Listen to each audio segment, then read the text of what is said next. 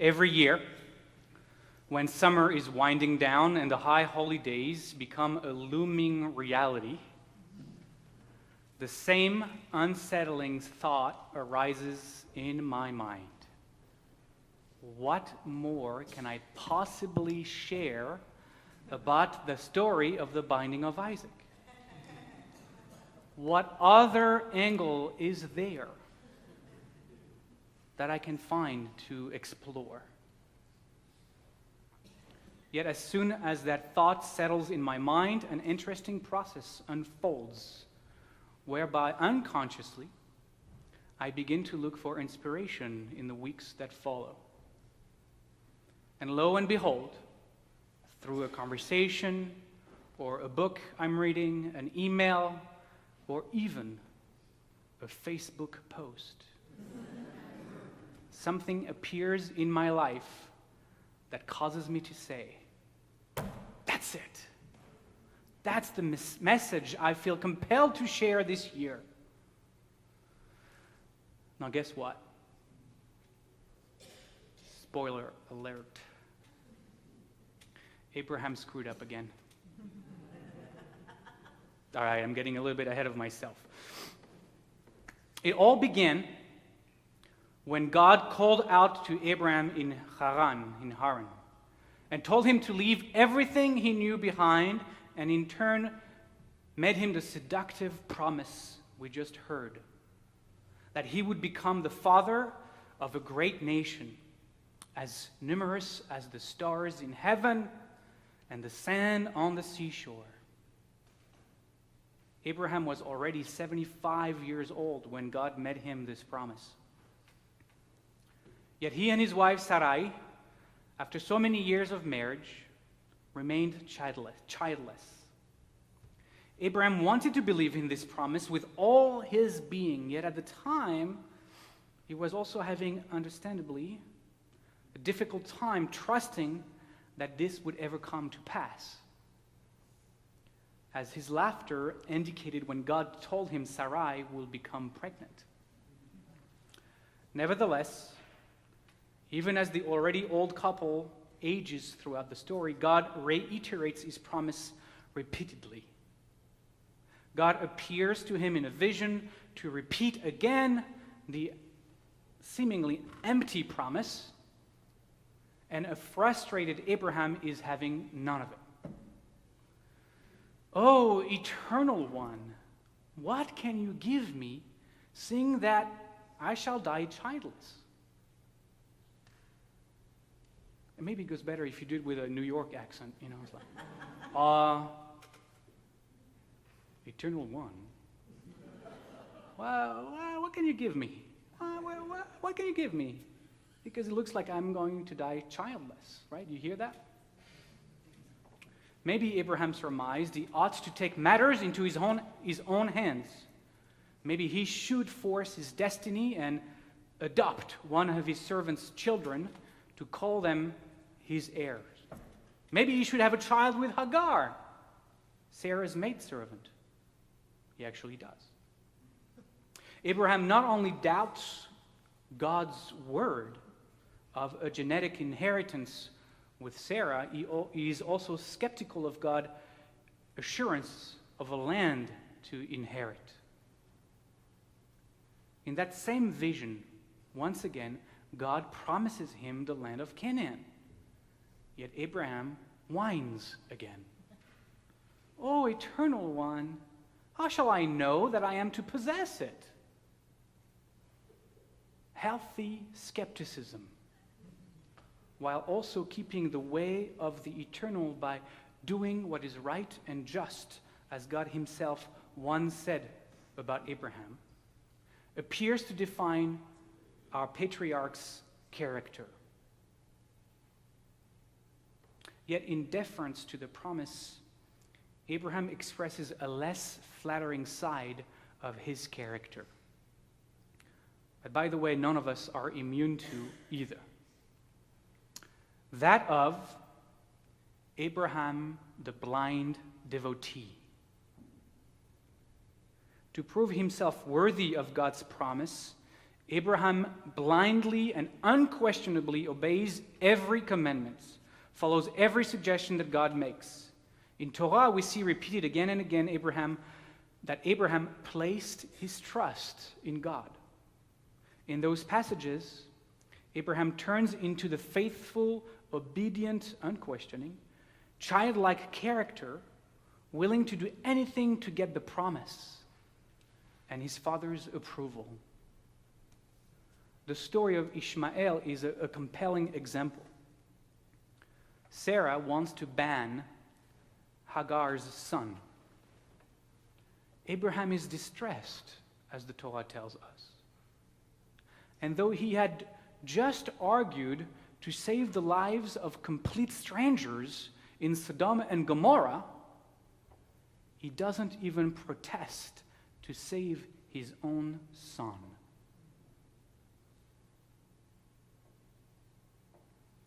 Worse, he is the one to get up early in the morning to send Hagar and Ishmael to die in the desert with only a piece of bread and a skin of water.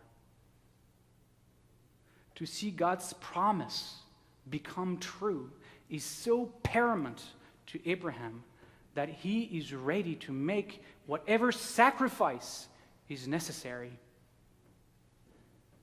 Which brings us to the binding of Isaac.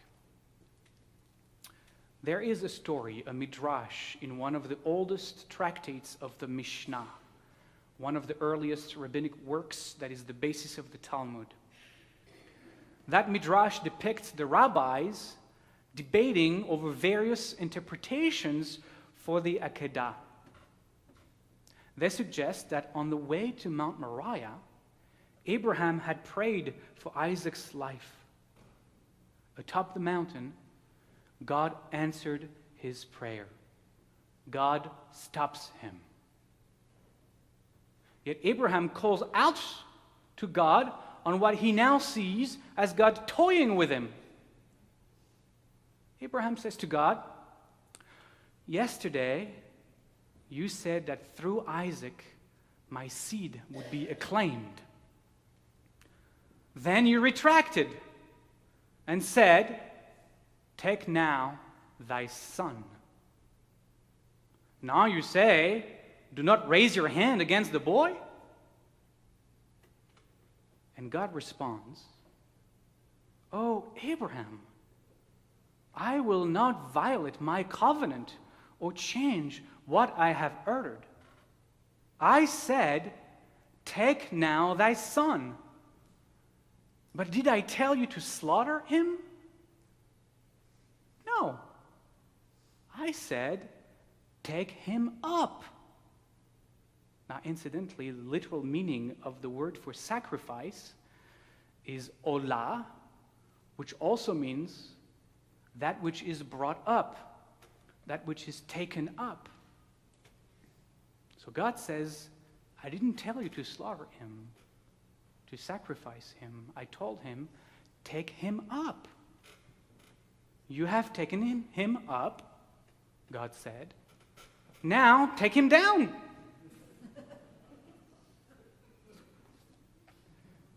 Fabulous midrash. According to this midrash, God never asked Abraham to sacrifice Isaac. Yet Abraham, singularly focused on the fruition of the promise, does not stop and question the utter insanity of his interpretation of God's directive. His deluded, blind obedience comes with a steep price tag for the promised payoff.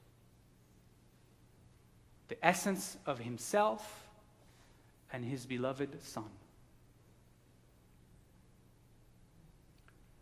Appalled though we may be by Abraham's behavior, it behooves us to look a bit closer and closer to home. We might find that Abraham's single-minded focus, the overriding of his sense of self and moral compass, in the pursuit of an elusive promise, may be uncomfortably familiar. we too are far too willing to fool ourselves because of a dangling carrot we want to believe is at the end of the stick. There are endless examples in our history books when we see this pattern playing itself out. Two specifically come to mind. In the late 1930s, when Western Europe desired peace more than anything else, the soon-to-be Allies sacrificed the Sudetenland to appease Hitler. Several months ago, it seemed history repeated itself when the Western world once again remained silent, watching Putin invade Crimea and then eastern Ukraine. We all know too well where the promise of appeasement leads to. Or do we? Too often our own behavior belies what we say we most cherish, when we in fact sacrifice what matters to us for an ever-eluding promise. The promise of success, the ever-moving target of career advancement, is one of those whereby many of us sacrifice not our children, but our time spent with our children and our family. There are too many examples that point to the ways we sacrifice our integrity, our values, and our ethics for what we desire, come to depend on, live for, or simply crave. Yet there is one, specifically, one that has captured the Jewish publications' headlines in recent months, related to an issue that those of us who identify as progressive Jews are now confronted with. The progressive agenda is increasingly emerging as a national political narrative. Those of us who are progressive liberal Jews are aligned with most progressive political platforms. We are eager to promote their views, from gun laws to universal health care, gender equality to gay rights, from global peace and saving our environment to civil rights legislation. To us, these are expressions of a truly Jewish value, rooted in the famous biblical injunction, tzedek, tzedek tirdof, justice, justice shall you pursue for all people. A lofty ideal, and one that Jews take seriously and in fact pursue actively. It is therefore important for progressive Jews to be viewed as playing a significant part in the advancement of progressive causes. And yet, what happens when organizations whose values and causes you wholeheartedly support and work to advance become misled by their own ignorance and blind spots? What do you do when those organizations cease to extend the same compassion and understanding and humanity to your own people? This is the unenviable position progressive Jews currently find themselves in. Progressives, as defenders of all oppressed people, have singled out the plight of the Palestinian people as cause célèbre. It follows from a simplistic, unnuanced, childlike view that if Palestinians are suffering under Israeli rule, then Israelis are colonial oppressors. Black Lives Matter published this summer a powerful, progressive platform as part of their movement. The kind of platform progressive Jews and progressives everywhere would normally enthusiastically embrace and support wholeheartedly. Yet as part of their platform, the Black Lives Matter leadership, though they could have pointed the accusatory finger towards dozens of countries with far more horrendous human rights record, singled out and called Israel not only an apartheid state, but accused the Israeli people of committing genocide against the Palestinian people.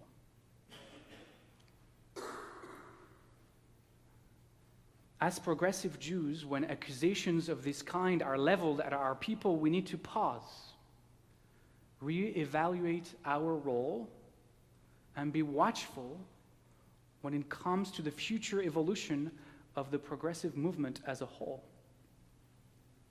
Though we seek acceptance and participation in a movement that represents what we believe in and stand for, we need to ask ourselves what price we are willing to pay for the promise of belonging.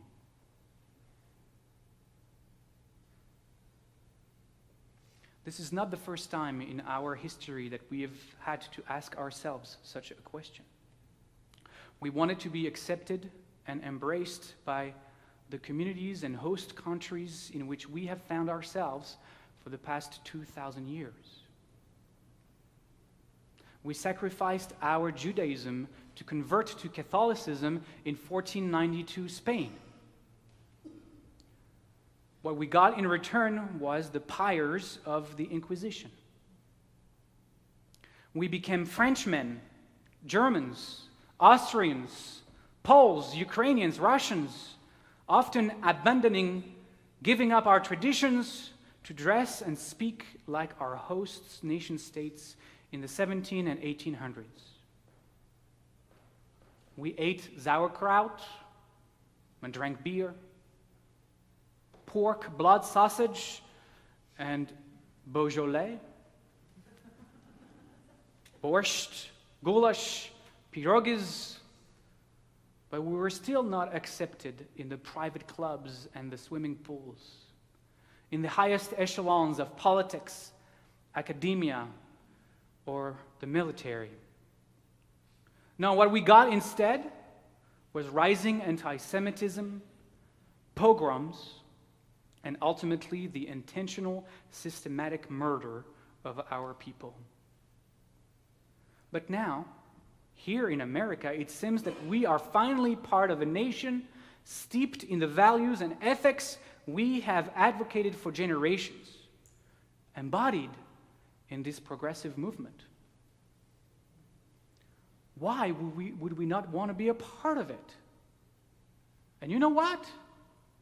As we hear too many Jews express, if our belonging to this wonderful cause is always going to be tainted by the liability that Israel has become, then maybe we need to distance ourselves from Israel, or even renounce Israel altogether and side with its detractors.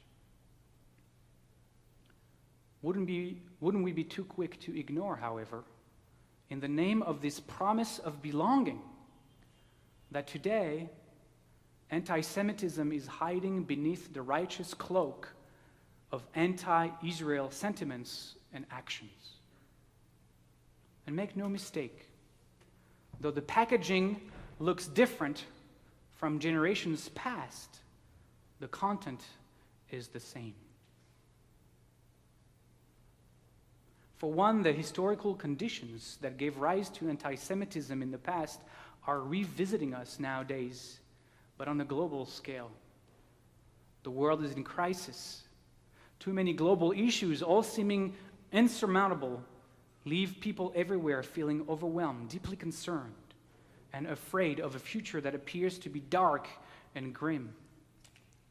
Radical Islam is rising, and the violence it generates has people living in fear around the globe. No longer confined to the Middle East, it is striking in Africa, in the streets of Europe, and in major U.S. cities as well.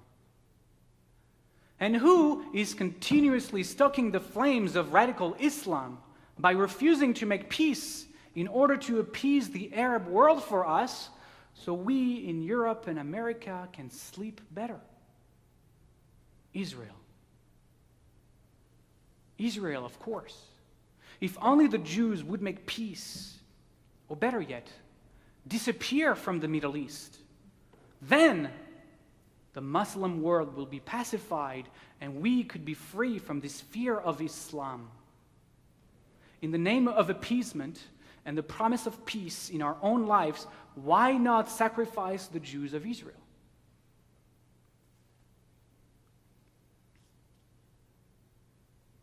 Blanket accusations of Israel, Israelis, and Jews by uninformed outsiders miss the nuance and deflect the blame from our own historical abominations here in the U.S. Slavery, Native American genocide, the treatment of minorities, of Muslims in general and Muslim refugees in particular, but also from our military and economic invasions of Muslim lands in order to control their oil and benevolently bring to them our superior capitalistic democratic way of life. But rather than looking at our own shadows here and heal our past here, it is easier to point the finger at Israel and the Jews for the rise of radical Islam. It's comforting to know who to blame. And if you happen to think that my claims are too extreme, take, for example, what we've seen on campuses around our nation, and specifically recently at UC Berkeley. Pro-Palestinian progressive youth plastered posters all over campus accusing Jews of being bullies smashing free speech because a group of concerned organizations, some Jewish, some educational, and some civil rights advocates, had protested a course on campus titled Palestine, a Settler Colonial Analysis, taught by a pro-Palestinian professor whose avowed syllabus was exploring how Israel might be destroyed. As it is happening already on American campuses for our Jewish students, you might want to bear in mind that soon enough, because of the rise of anti-Semitism within its ranks, progressive Jews will have to ask ourselves what we are willing to sacrifice for the promise of belonging to this shifting progressive movement. Consider that if we Jews were to decide to align ourselves with the overreaching, misinformed direction of the progressive liberals, wanting to bring peace and justice to all people at the exception of our own, then we would have to recognize that we, in fact, would be working towards becoming expendable. On the other hand, if we decide that we cannot join in with progressive organizations that harbor an anti-Semitic band, accuse Israel of genocide, or defend those who promote its destruction, we would still need to be able to hear the essence of the criticism they are raising when it comes to Israel. It is incumbent upon us to wrestle with their truth, even though we do not share it. Just as it is critical that we work to achieve a peaceful two-state solution in Israel-Palestine that would satisfy both states' need for security. At the same time, though we travel in left-leaning progressive circles of peace seekers, racism and justice fighters, we cannot abandon our wisdom and discernment in the zealous pursuit of those our most cherished values. We cannot sacrifice Israel on the altar of our need to be accepted in these circles. We cannot allow our being Jewishly insecure to cloud our judgment in these matters. We cannot sacrifice Isaac, or in this case Jacob, on the altar of such promise.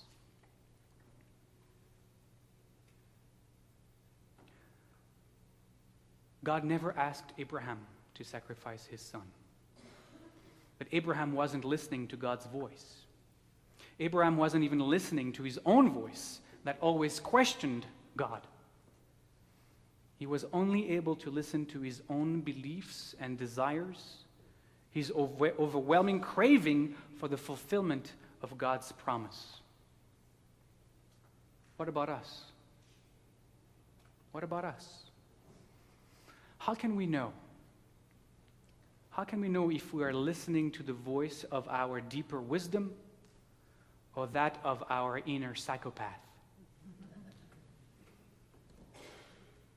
How can we know that what's underlying our stand on a particular issue are our highest ethical values versus our need for acceptance, our greed, or our fear of rocking the boat?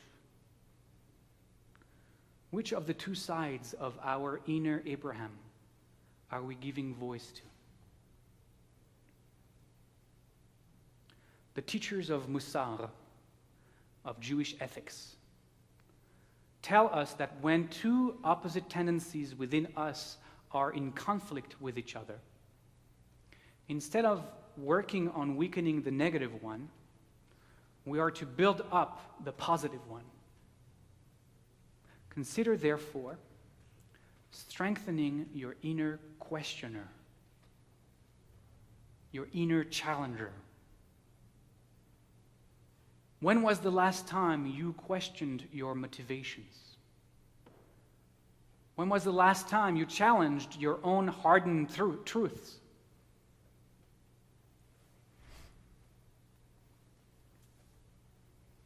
At the same time, like in the story of the Akedah, we also need those we love to play that role for us when we aren't able to do it for ourselves. We need someone with our best interests at heart to ask the questions we don't want to ask ourselves. Isaac played that role in our story as he tried to wake up his father from his trance. When in the middle of climbing Moriah, he asks, "Dad, where's the lamb? What are you doing? Dad, wake up." So let that be our mantra this year. Before we post on Facebook, answer an email, take a position on an issue, to ask ourselves, where is the lamb? What is my motivation in doing this? And to allow those we trust and love to ask us as well, where is the lamb? When they see that we are blindly climbing up our own Mount Moriah. Ken Yehi Ratzon.